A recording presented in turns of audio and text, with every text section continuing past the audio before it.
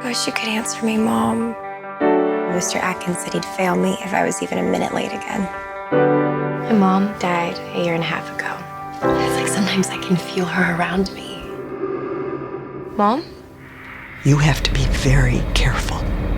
If you call out to one of the dead, all of them can hear you. How are you doing today, Leigh?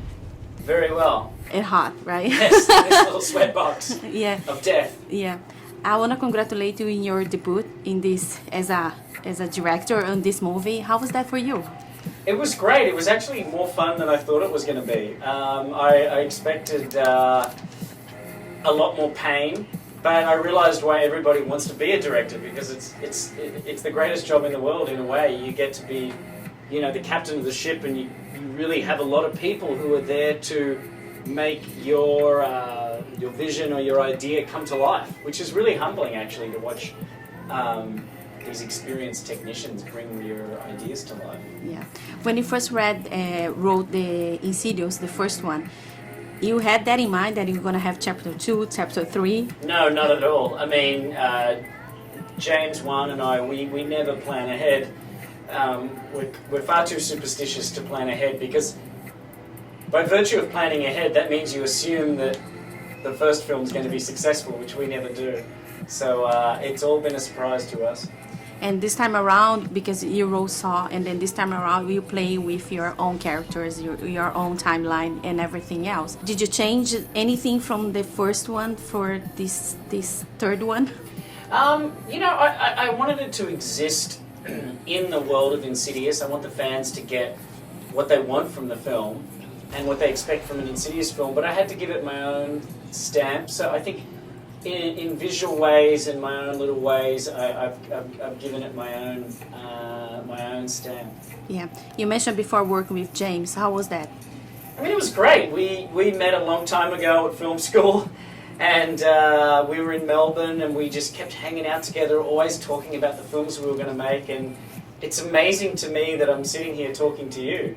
I mean, if the 19-year-old me could see me now doing this, talking to you, I think he'd faint, because this is really a dream come true. Yeah, of course.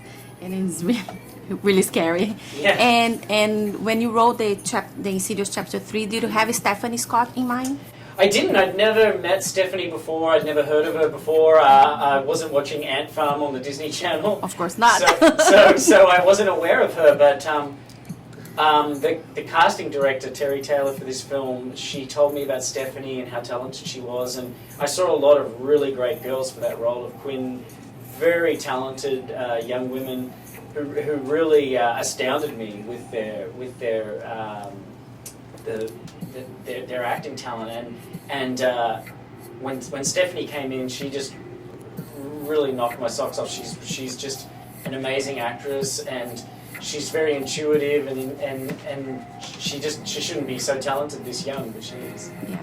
And now let's talk about you. How's it for you to be in this movie? It's kind of hard to act in the film and direct at the same time. I'm not a great multitasker. I can barely walk and breathe at the same time. I have to stop, take a breath, and then keep walking.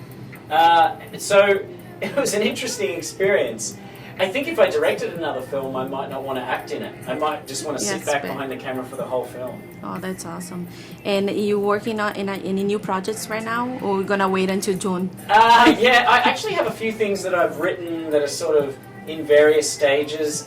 So we'll see what happens with them. I'm really not sure. One of them's kind of a sci-fi project, so we'll see what's happening there. Yeah, and what we can expect for the Insidious Chapter 3? Insidious Chapter 3, I think you can expect real scares. It's terrifying. The demon, the new demon that is the antagonist of the film, he's terrifying. But I also think people can expect a real emotional heart to the film. You know, to me, the theme of the film is loss and grieving for the death of a loved one.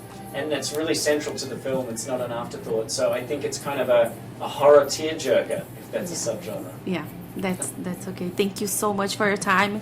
Congratulations and a lot of success. I can't wait to see the whole movie. Oh, thank you so much. Thank you. Thank you. Good job. Thanks. Thank Nice you, to meet you. Captain.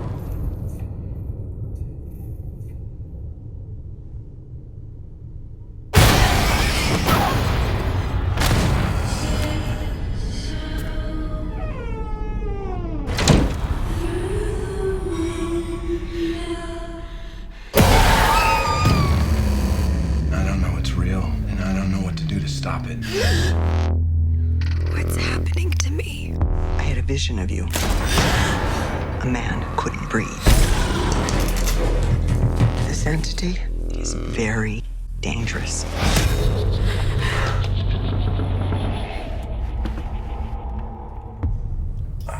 Jesus, he jumped.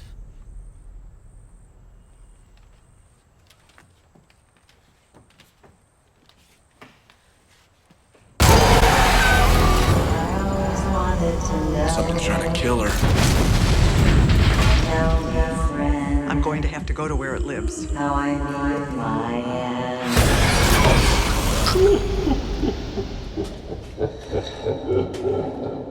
Give her back. It's feeding on her soul. What's happening? Is she dying? Yes. This world is your home.